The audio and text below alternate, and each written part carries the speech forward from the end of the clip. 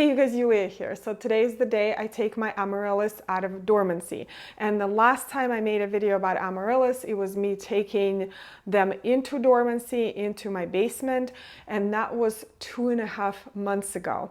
And now the Amaryllis leaves completely dried, and also the soil is dried as well, and they had their time to rest, and now I'm ready to wake them up. And taking Amaryllis out of dormancy is the easiest thing ever.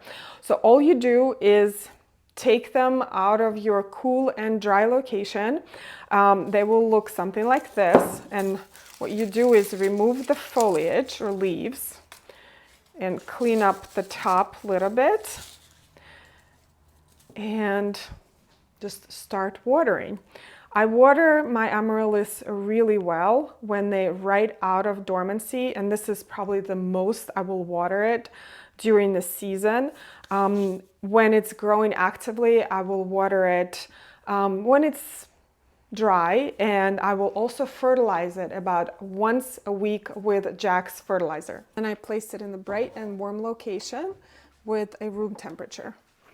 And shortly after I place my Amaryllis into that spot, I will see some growth. Either the leaves or the buds will start to appear. I will continue watering it as needed and fertilizing it once a week. And in about 6 to 8 weeks, I will see some flowers. And that is it. It is as simple as it gets with taking your Amaryllis out of dormancy. So as you can see, that was super easy. Plus, this Amaryllis is kind of freshly planted. It's only been in this pot for a year, and the soil is still pretty good. However, this Amaryllis I've had in this pot for a number of years now, and I feel like I need to refresh the soil. Plus, the pot doesn't look that great. I think it will look a lot better in this one. Okay, I'm just going to place a little soil on the bottom. Make sure that the pot has a drainage hole, because Amaryllis do not like to sit in water. Let's take this one out, see what's going on.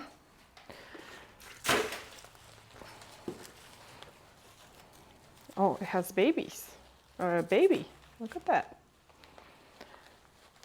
Okay, I like to break up the root system a little bit. I don't remove it because I don't want the plant to spend extra energy on producing more roots. I'll leave the baby here for now.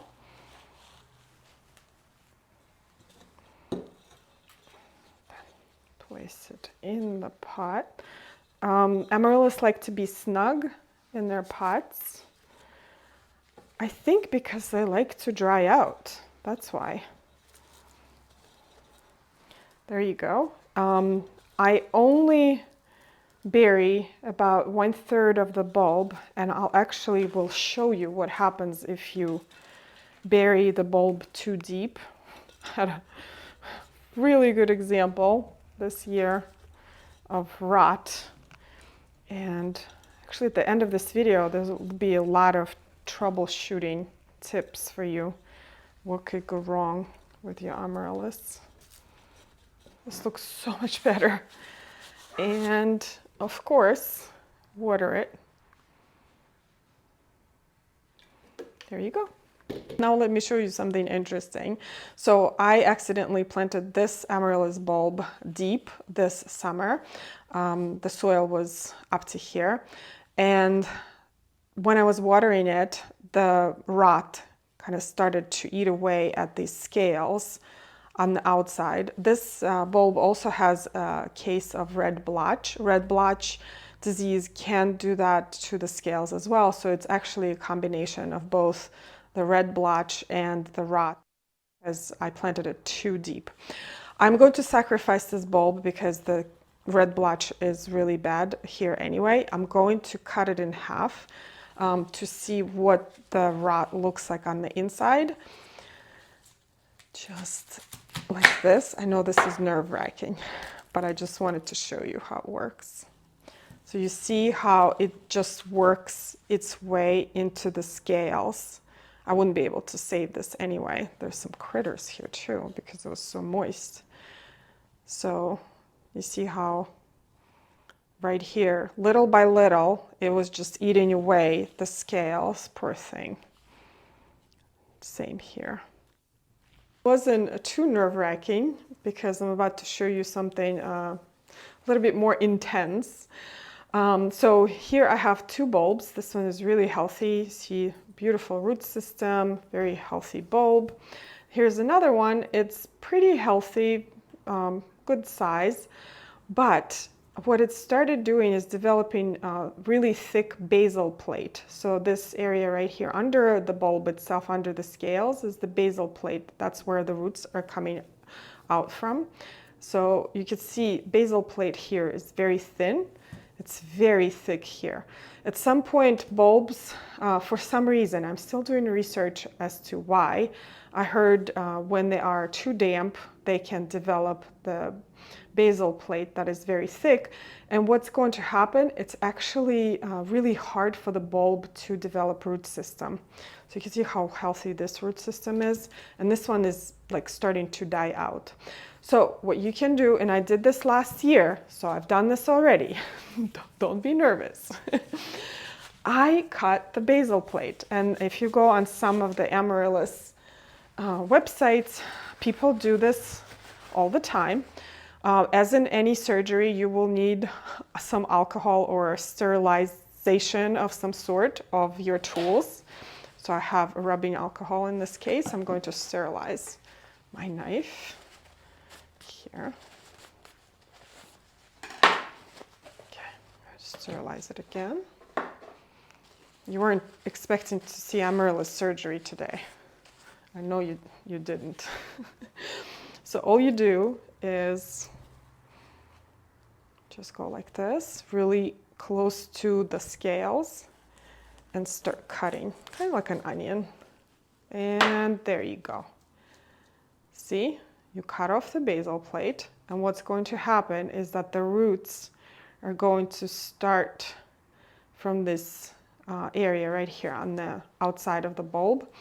But before I plant this up, I actually let it dry for about a week or 2 weeks until this completely calluses over, just 100%. And what I do next, after a week or 2 weeks, is I use root hormone and I dip it in there. And then I would plant up this bulb in a pot as per usual, just like this. Just pretending to pot it up because I don't want to get any soil on it right now. And in about a month or two, it will start developing roots. I know it looks really scary, but if you don't want to lose your favorite bulb that developed really thick basal plate, you can definitely try doing that. I mean, look at how thick that is.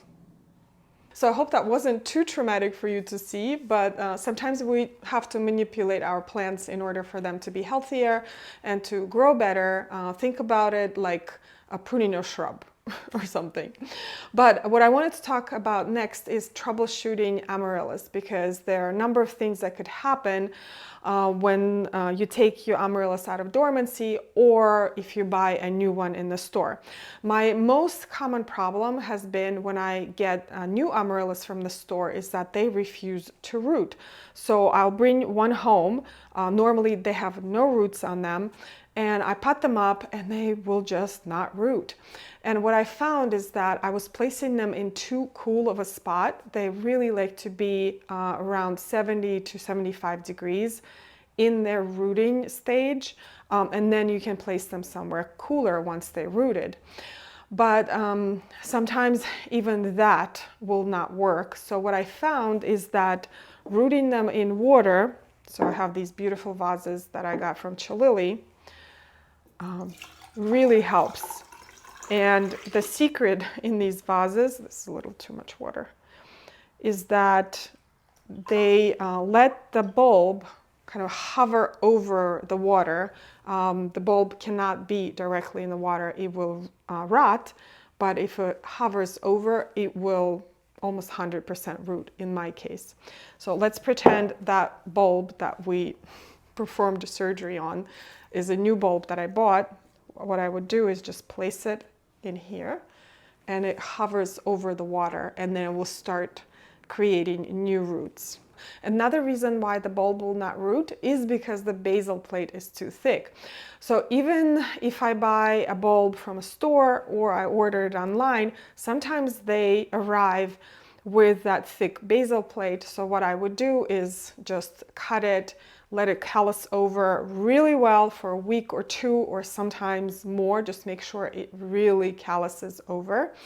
And then I would plant it up. Another common thing that could happen after you take your amaryllis out of dormancy is that they will start developing beautiful leaves and a flower stalk, but unfortunately they fall over and become really floppy. In that case, you probably don't have enough light. They really need the brightest location in your house as possible, or it is way too warm in your home. So what I found to be successful is to let my amaryllis grow a really nice root system, start developing in the beginning of when you're taking them out of dormancy. But then after they develop beautiful root system and start growing, I like to place them in a cooler location. They will develop a lot stronger stems, and the flowers won't flop. Now, I haven't had a lot of insect infestation on my amaryllis. I did have a mealybug infestation a couple of years ago, but it was easily dealt with insecticidal soap. And this is it for today's video on how to take your amaryllis out of dormancy. And I am so excited about amaryllis season. Mine lasts until late spring, and I am just so joyful to have some flowers in the dead of the winter when it's really gray and cold outside.